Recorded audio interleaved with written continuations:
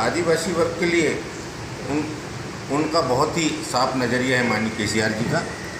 और क्योंकि वो गरीब कल्याण की योजनाएं उनके प्रदेश में चल रही हैं और ऐसी योजनाओं को जो वास्तव में आज पूरे भारत देश में भाजपा और कांग्रेस ने जो 75 साल शासन किया और केवल चुनाव भी वोट बैंक हासिल करके सत्ता प्राप्त करने के लिए उन्होंने काम किया है, योजनाएं बहुत लागू की, लेकिन वो धरातल पर नहीं पहुंच पाई। उनका लाभ हमारे आदिवासी भाई बहनों को नहीं मिला है और इसलिए उन्होंने कहा है कि देश में और प्रदेश में सब कुछ किया जा सकता है, खनिज संपदा, वन संपदा है, सब कुछ है। इच्छा शक्ति की आवश्यकता है। इच्छा शक्ति, नीति अच्छी हो, नेता अच्छा हो तो निश्चित रूप से आदिवासी वर्ग के लोगों को भी लाभ दिलाया जा सकता है। ऐसे हम उनकी योजनाओं का प्रचार प्रसार करके आदिवासी वर्ग के लोगों को जोड़ेंगे, क्योंकि नई पार्टी है, नई सोच के साथ में आगे बढ़ना चाह रहे हैं।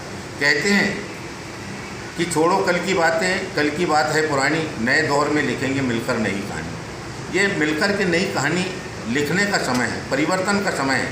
भारत बदलाव चाहता है और माननीय केसीआर जी, उनका एक विजन है, मिशन है कि हम भारत में बदलाव लाना चाहते हैं, परिवर्तन लाना चाहते हैं। विकास के माध्यम से हम मूलभूत सुविधाएं जनता जनार्दन को दिलाना चाहते हैं, जो आज तक केवल भाजपा और कांग्रेस पार्टी, दोनों पार्टी एक दूसरे की नीतियों से प्रभावित होकर के और वो एक दूसरे से समझ करके मिलजुल करके काम करती रही। यहाँ पर तीसरी पार्टी विकल्प के रूप में नहीं आई है। पहली बार जो तीसरी पार्टी इतने मिशन के साथ में, विजन के साथ में यहाँ मध्य प्रदेश में उन्होंने प्रवेश किया है, तो निश्चित रूप से हमें पूरे 230 विधानसभा क्षेत्र के जो हमारे कार्यकर्ता बहन भाई हैं उनको भी हम जोड़ेंगे, आदिवासी वर्ग के लोगों को जोड़ेंगे, सभी वर्ग के लोगों को जोड़ेंगे, तभी ये हमारी जीत संभव होगी। ये 2023 को जीतने का लक्ष्य माननीय केसीआर जी ने 230 विधानसभा क्षेत्रों का दौरा करने का भी,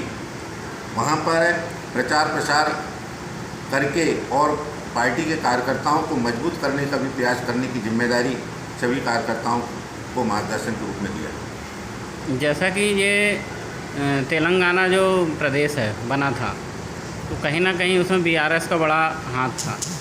वैसे ही यहाँ पर आदिवासियों की एक बहुत पुरानी मांग है और बरसों से वो चली आ रही है, क्योंकि जो गोंडी भाषा है, गोंडी धर्म है, साथ में गोंडवाना राज्य की जो मांग है वो अभी तक पूरी नहीं हो पाई है। तो इसके लिए भी बीआरएस क्या यहाँ मध्य प्रदेश में कोई प्रयास करेगी? निश्चित रूप से सत्ता में आने के बाद में, सरकार बनने के बाद में तेलंगाना प्रदेश में जो योजनाएं चल रही हैं, उन योजनाओं का लाभ मध्य प्रदेश में भी लागू किया जाएगा और जनता की आवश्यकता, आदिवासी वर्ग के लोगों की आवश्यकता के अनुसार आपने जो कहा है उसकी पूर्ति की जा सकती है। नहीं, मैंने पूछा कि जैसे गोंडवाना राज्य की जो मांग है वो बहुत प्रतीक्षित मांग है और कई वर्षों से यहाँ पर जो गोंडी धर्म के लोग हैं, गोंडी धर्म की मांग कर रहे हैं, गोंडी भाषा को लेकर मांग कर रहे हैं। जैसे तेलंगाना स्टेट बना तो वो कहीं ना कहीं भाषा के आधार पर बना, वैसे ही यहाँ पर गोंडी भाषा, आप भी गोंडी भाषा बाहुल क्षेत्र में रहते हो, गोंड समुदाय के लोग, तो यहाँ पर गोंडवाना राज्य की जो बड़ी बहुप्रतीक्षित मांग है उसके लिए क्या कोई प्रयास करेंगे आप लोग? प्रयास निश्चित रूप से आगामी समय में होगा, क्योंकि ये आदिवासी वर्ग के लोगों की गोंडवाना राज्य को लेकर के, गोंडी भाषा को लेकर के जो उनकी मांग है निश्चित रूप से जायज़ मांग है और उनकी मांग पूरी होना चाहिए। और उनकी मांग तभी पूरी होगी जब उनकी अपनी सरकार होगी, जनता की सरकार होगी, आदिवासी के हितों की रक्षा करने वाली सरकार होगी, जो संवेदनशील सरकार होगी, तभी ये संभव हो पाएगा। जो वर्तमान में जो सरकार है शिवराज सिंह चौहान की सरकार, उसके विषय में आप क्या कहना चाहिए? शिवराज जी चौहान जी की सरकार जो विगत 18-20 साल से चल रही है, निश्चित रूप से उन्होंने भ्रष्टाचार को बढ़ावा दिया है, अधिकारी कर्मचारियों को संरक्षण दे करके और ठेकेदारों को लाभ पहुंचाने का काम किया है। पार्टी के लोग फलीभूत हुए हैं, वो लाभान्वित हुए हैं। जनता जनार्दन आज भी अपनी शिकायत समस्याओं से जूझ रही है और अपना परेशानी में जीवन यापन कर रही है। जैसा कि आप यहाँ जुन्नारदेव से प्रतिनिधित्व करते रहे हैं और कांग्रेस से भी विधायक रहे हैं, बीजेपी से भी, अभी चूँकि आपके क्षेत्र में प्रदेश कांग्रेस के जो अध्यक्ष है कमलनाथ जी, तो कमलनाथ के क्षेत्र में आप उनको कैसे चुनौती देंगे? चूँकि आदिवासी बाहुल जिला होने के बाद भी वो 40 साल से प्रतिनिधित्व करते आ रहे हैं, तो उनके प्रतिनिधित्व को आप कैसे चुनौती देंगे? देखिए, कमलनाथ जी ने जो 40 साल यहाँ छिंदवाड़ा ज़िले में अपना गढ़ बनाया है, उन्होंने धन बल और छल बल के माध्यम से बनाया है। वो बहुत बड़े जादूगर हैं और अपनी धन कुबेर की जो शक्ति होती है उसका उपयोग करके और आदिवासी भोले वाले हमारे वर्ग के लोगों को कहीं ना कहीं प्रलोभन दे करके और वोट बैंक हासिल करके और जीत हासिल करते हैं। हम आदिवासी वर्ग के लोगों के बीच में भी जाएंगे और भाजपा, कांग्रेस और कमलनाथ जी की नीतियाँ जो कि वो केवल अपने पार्टी को बढ़ाना चाहते हैं और परिवारवाद छिंदवाड़ा में लागू करना चाहते हैं, निश्चित रूप से जब ऐसा होगा तो छिंदवाड़ा के लोगों को तो कभी प्रतिनिधित्व नहीं मिल पाएगा। अच्छा, जैसा कि यहाँ पर तीसरे फ्रंट के रूप में, तीसरा मोर्चे के रूप में गोंडवाना गणतंत्र पार्टी भी कहीं ना कहीं अपना स्थान रखती है और उनके नेता जो हैं वो अपने आप को तीसरा मोर्चा में मजबूत स्थिति में बताते हैं, तो गोंडवाना गणतंत्र पार्टी को लेके क्या आपका रुख है? गोंडवाना गणतंत्र पार्टी के बारे में हमारा यही कहना है कि गोंडवाना गणतंत्र पार्टी और अधिक मजबूत है और हम उनके नेताओं से भी हम निवेदन करना चाहते हैं, आग्रह करना चाहते हैं कि समाज को तोड़ फोड़ करके पार्टी पर पार्टी ना बनाएं।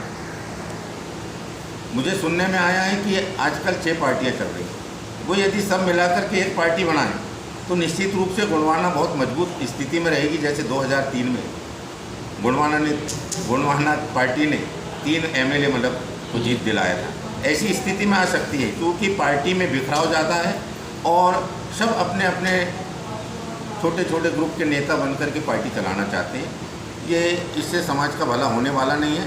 हम तो उनसे भी आग्रह करेंगे कि आप सभी मिलकर के, आप और हम सब मिलकर के गोंडवाना पार्टी के भी जो सभी नेताओं के साथ मिलकर के हम BRS को मजबूत करें ताकि भाजपा कांग्रेस से नाराज़ होकर के, उपेक्षित होकर के ही गोंडवाना गणतंत्र पार्टी बनी है जी।